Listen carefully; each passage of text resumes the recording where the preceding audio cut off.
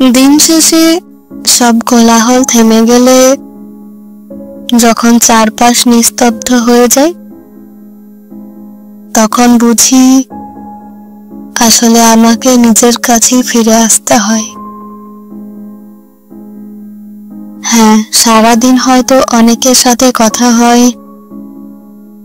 অনেক হাসি, অনেক গল্প, কিন্তু রাতের নিস্তব্ধতায় শুধুই আমি আর আমার মন।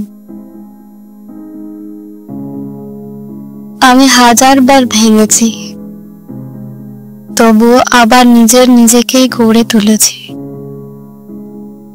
কেউ এসে ধরে রাখেনি,